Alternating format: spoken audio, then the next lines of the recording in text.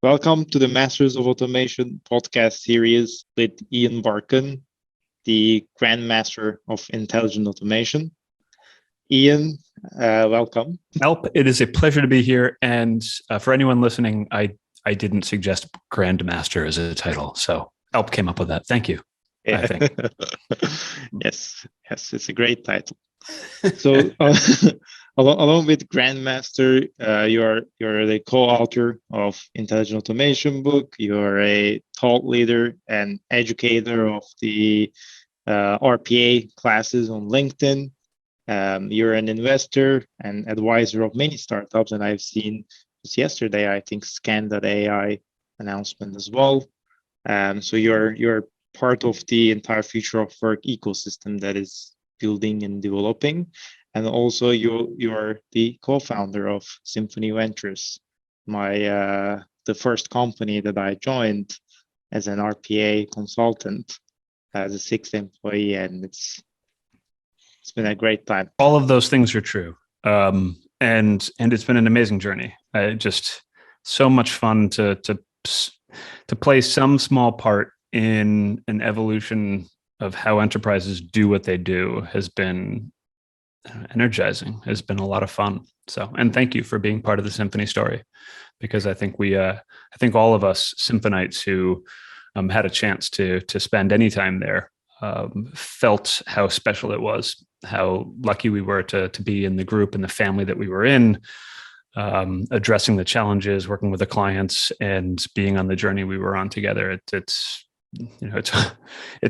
some of my greatest memories from my career, and it's all downhill from there. Everything else, no, just kidding. Hopefully everyone is enjoying themselves, and we all do great things throughout our career. And I think that's one area of it is that the skill and the talent that Symphony grew, and now everyone is scattered around. There are so many companies as part of the future of work ecosystem. It's very impressive and amazing to actually look back and see how everything changed. We were early. We stood on shoulders of friends and giants. There were Virtual Ops and Gen 4 preceded us by a little bit, a year and sort of 2 years, I think, but remained friends of ours. Some folks who worked for them ended up working for us, and then vice versa. Some folks who work for us now work for one of them that's still in business. But there really has been this interesting diaspora, as you say, of folks who have spread out and are contributing their knowledge and experience far and wide to other software startups, to other services firms. So yeah, no, it's a fun space. And where is it going next? I don't know. I think one of the challenges is we've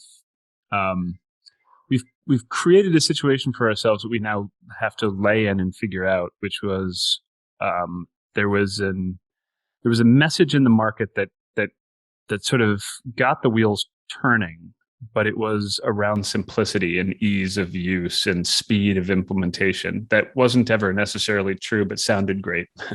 So now we contend with that, where digital transformation is a heck of a lot harder than people thought it might be. It's why so many have failed. And so it's why talent and really robust commitment to skill development and training and onboarding is the foundation for anybody who's trying to get into the space, any enterprise or consultancy that's trying to be great at what they do. You really do need to emphasize talent first, tools second. So that the people comes first, and then the technology, like in all organizations. But if we set the clocks back now and then think about your first times hearing about RPA and the words of process automation, how did you get started at RPA and process automation? Yeah, so a lot of RPA originated from it solved a problem, or it emulated services that were already being delivered in a different manner with a different mechanism. So my career before RPA was in BPO, was in business process outsourcing. And BPO is simply tapping into talent outside of an organization's walls.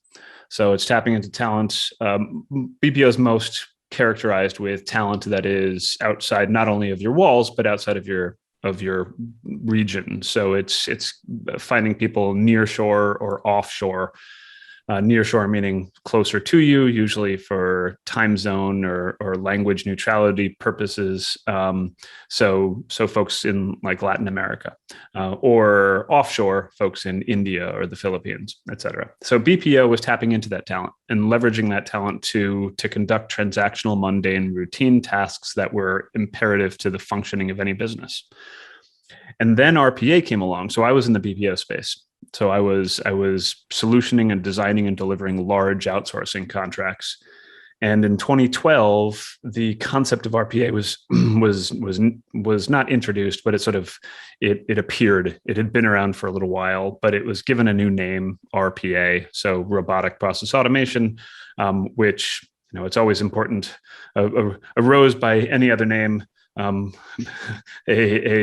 automation suite of configurable tools by any other name would probably not have taken off as fast as RPA did. And so we started playing with it because it emulated that which we were already doing. It was a means of conducting routine, mundane, transactional processes that in some cases augmented the offshore labor, and in some cases alleviated the need for offshore labor.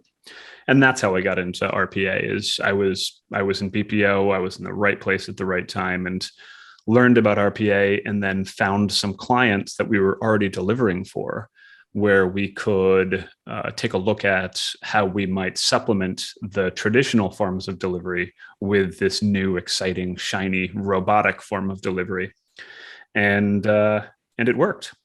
So that was back in 2012. And then by 2014, we believed so strongly that it worked that we took the leap, we being the founders of Symphony in this case. But again, as I said, in a peer group of other founders who also had the same belief and had the same commitment and had the same ability to take a risk and take a leap. And we started Symphony, and the rest is history. A lot of other people have taken that leap since. There are a lot of great RPA pure play boutique consultancies of folks who come from the same sort of origin story, but now see the power that automation can play in developing alternative delivery solution models. And it's very interesting that it started as the back office automation for the BPO and then large processes, and to help them maybe bring with efficiency, find non-compliant tasks, be more standardized. And now the narrative is more like the future of work technologies is the broader umbrella of that has citizen development, that has the front office, with call center agents interacting with automation, with RPA, or we are launching bots and analytics running on the background and measuring all the value for the business. So what made you passionate about the future of work technologies throughout this journey, and what inspired to continuously work on it and then participate in it? Yeah, it's interesting. What made me passionate about it early on is different than what keeps me passionate about it now. What made me passionate about it early on was that it was innovation, that it was the application of technology to do things in a different, exciting, modern way. Right? And not to say that I didn't enjoy traveling all over the world and getting to know teams in India and Guatemala and Brazil and the Philippines and China, et cetera. That was awesome. That was one of the greatest elements of my career back when I was on planes all the time. But the ability to augment and emulate with some sort of software technology was really exciting. The shiny thing was the thing that got me really excited. In my sort of older age, having done this for a while with folks like yourself and everyone else at Symphony and everyone else at all the other peer plays and everyone else in the client teams that we worked so closely with, and the vendors as well, is what keeps me energized about this space are the people in it. Because as you related, RPA, as a technology was interesting, but RPA as a, this is sort of an old phrase, but as a paradigm shift, as an archetype for continuous improvement and for humans striving to matter, to actually have a purpose. That's what's so amazing about this space, because that's what people really wanted. That is the origin story of citizen development. Citizen development is partly people wanting to develop modern future-proof skills so as to ensure long-term career stability and upward growth potential. Sort of. But it's mostly that just software is eating the world, and these people are told that they're transactional business folks, and that what's really going on is technology, digital transformation, and innovation. It makes you feel like you're left out. And so citizen developers want to just matter. They just want to bring to the table their understanding implicitly of process, of the company strategy, of the needs of their clients or customers. They want to bring that to the table. And the only way to do that these days is to also come with some sort of inherent understanding of how technology is supplementing the way that we've traditionally done things. And so it's that's what keeps me really excited and engaged in this industry, is all of these people who want to matter and who want to bring their purpose and their vision to these design discussions and customer care discussions and delivery operations. And it's why I'm so lucky to be able to have played some small part in the learning journey that so many have gone on. And so many hundreds of thousands have taken the courses I've put out, and I'm really proud of that, and blessed that they gave me a few minutes to drone on to them about what it is I've learned over my journey, and I'm just so thrilled to be some small part of theirs.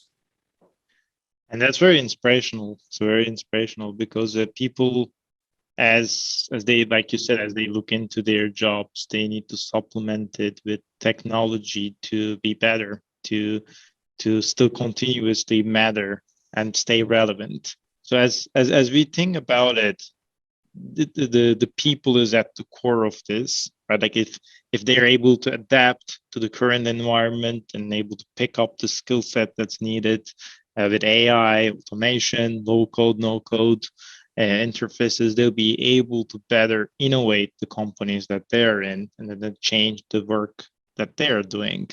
And then that creates more space, more opportunities, and more products. So as this continues to evolve, what do you think is like coming next in the future of workspace? And I know you early on you mentioned the space is very noisy with complex views, and simplification is required. So we can open that a little bit. Maybe I'm just speaking for myself here, but it really is too confusing at this point.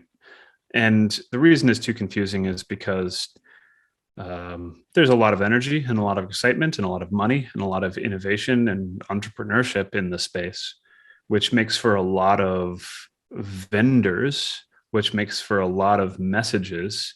And most vendors feel the need to have their own name for things. So you end up with all sorts of different acronyms, brands, acronyms, just a nomenclature that is people are trying to control and own a market by having the next best name for document processing, or actually next best name for character recognition or voice recognition or just machine learning or process automation. And so that just makes it really hard for anybody who's newer to this space, and just as hard for anybody who's old in this space to discern what it is that's actually happening.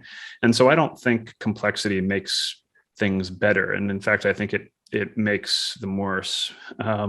Over time, this is a Darwinistic thing. Over time, there will be fewer than there are today, just because not every one of these organizations can survive. So some will be purchased and integrated, some will be rolled up, some will just cease to exist. So that'll simplify the landscape a little bit. But what's next? Procedure, all about how you get your teams upskilled and knowledgeable all about how you choose a focus point. Is your focus point using as many cool tools as possible, or is your focus point making customer pain go away forever and create proactive, predictive customer delight because you just start to do things well and design things well for good outcomes? If you think about it, then if for the widespread adoption of these products, the barriers to entry to learn them should be lower so that people can quickly grasp it and quickly apply it to their lives. But also the product needs to be good so that it executes well. You also have to understand the needs and the capabilities of your end audience, not even market or customer, but audience. Most users just want stuff to work. I just want it to get me from point A to point B, and I want it to be enjoyable. And I feel that's the same with any of these future of work technologies. Is it just has to work, and has to work seamlessly, and it works the best if I don't even know it's working. Yes. Yeah. So this simplification of why, how they're used should be out there. It should be right. Very quick to grasp, very quick to adopt and use. And then I wish we had more time to speak since we're almost at the clock. No, I'd be thrilled to come. I mean, always love chatting with you, and kudos to you for pulling this together. You've always been passionate about sharing your experiences with the market, and I love that you've got this this voice in this channel to do that now. So I'm really excited for you. Wish you the best of luck with it, and would always be happy to come back as a guest in future episodes. Yeah, thank you very much. And I'd love to have you as a guest again and in the episodes. And I appreciate you taking the time and discussing the future of work.